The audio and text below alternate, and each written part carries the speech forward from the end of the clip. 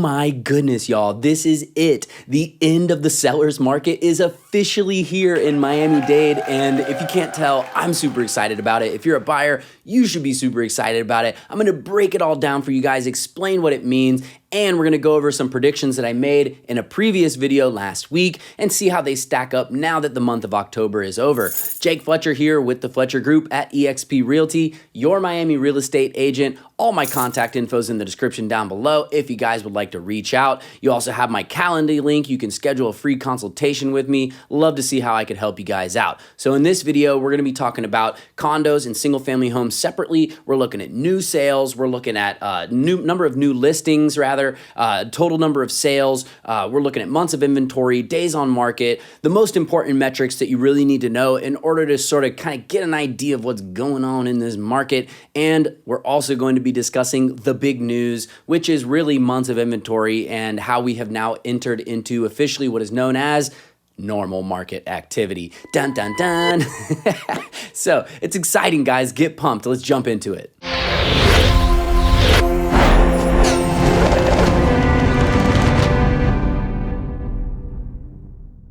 Alrighty then, so the first graph I want to show you guys is this one here. We're looking at single family homes in Miami-Dade from January 2019 to October 2022.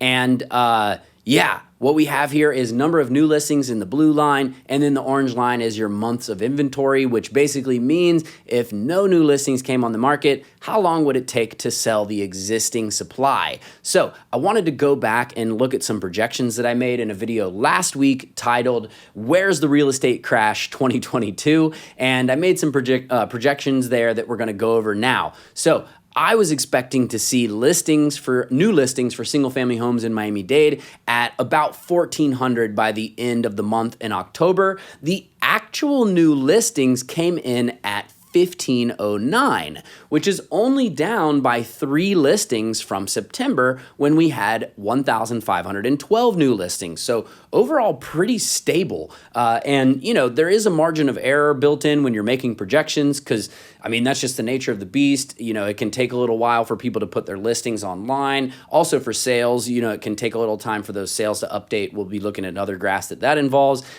you know, and also too, you know, there's still time for more new listings. So, you know, there's a margin of error.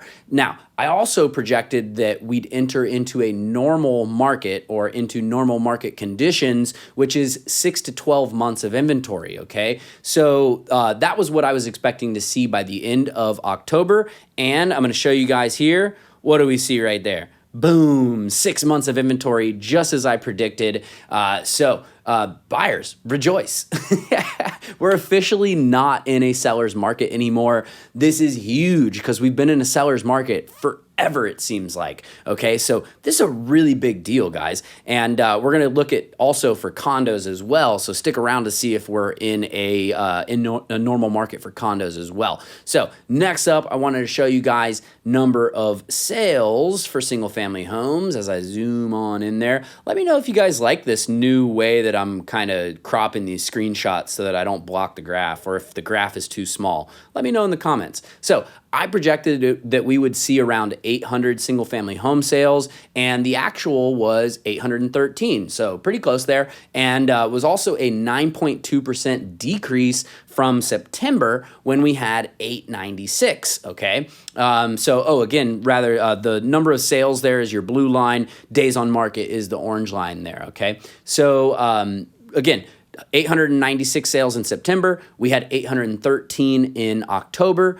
That's a 9.2% decrease.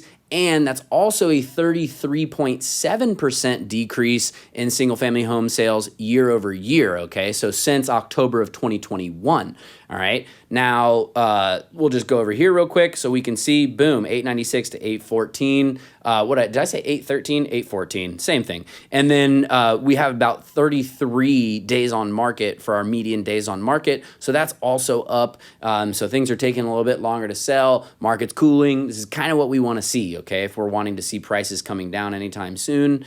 So the next graph I want to show you guys here is number of new listings and months of inventory for condos condos in Miami-Dade. All right, have it a little more zoomed in there on this graph, but you have your number of new listings in the blue line. Orange line is your months of inventory. Okay, so what we notice here, well, basically we had projected that we were expecting to see about 1,852 new listings for condos by the end of October. The actual number of new listings was 2,001. Just like the Space Odyssey, which was actually 73 less than September when we had 2,074, okay? So again, pretty stable, but a little bit more of a decline in new condo listings than single-family homes with a 3.5% reduction for the month. However, it's a 25.8% decrease year over year for number of new listings. And then as you can see in the months of inventory there, boom, we're at 7 months of inventory for condos, okay?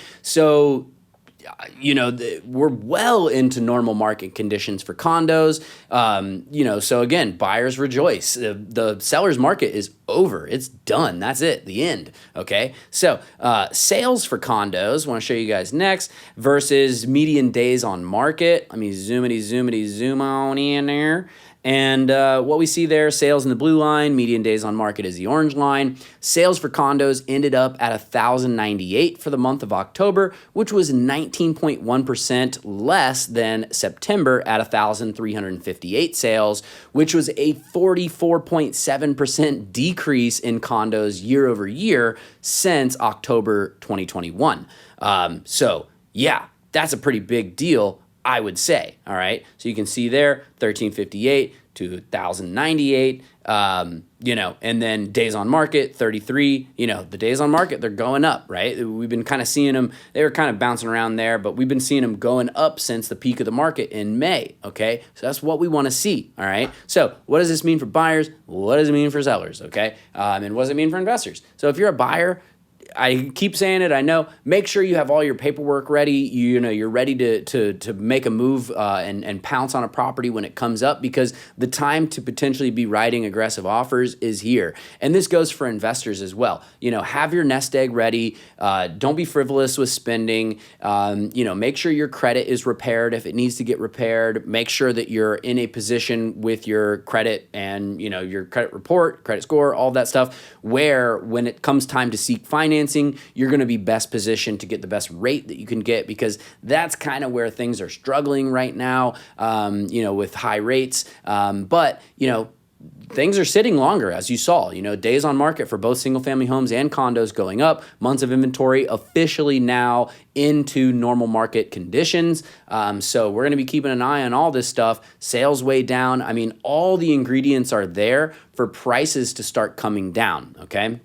Now, it's not what we're really seeing yet, but, sale prices are also a lagging indicator. It's important to keep that in mind. Something that's selling today, in the beginning of November, like November 2nd, November 3rd, it went under contract in, the beginning of October, potentially even in September. So, those are reflecting what the, sales action was back during those times in the last month and a half, even 2 months, maybe even more, depending on what's happening with the sales. Sometimes sales stay, in the under contract phase for a while. Now, if you're a seller, what does this mean? Again, I've said it before, you missed the top of the market in May. However, we're still at a historically high level for prices, okay? So, and with, sales decreasing, there's less buyers in the market, but the buyers that are in the market are going to be more qualified on average than, maybe a year or 2 years ago, when rates were much lower, basically. So you got more qualified buyers. So, if they're out there looking right now at these high interest rates, that they have to be serious. So that's one good thing. But, it's definitely important that you make sure you market the property properly and that you really hit the ground running the first 2 weeks. You work with somebody who knows how to properly list a house to get you the most amount of money in the shortest amount of time. That would be me. If you would like to schedule a free consultation with me to hear more about that, my Calendly link is in the description down below to do so, or reach out to me anytime. My phone number, you can call, text, you can email me, DM me, carrier pigeon, the little cup with the strings, whatever it takes to get the job done. I'm here for you guys to be your resource for all things real estate in Miami-Dade. Jake Fletcher here with the Fletcher Group at eXp Realty, your Miami real estate agent, and I'll see you guys on the next one. Peace.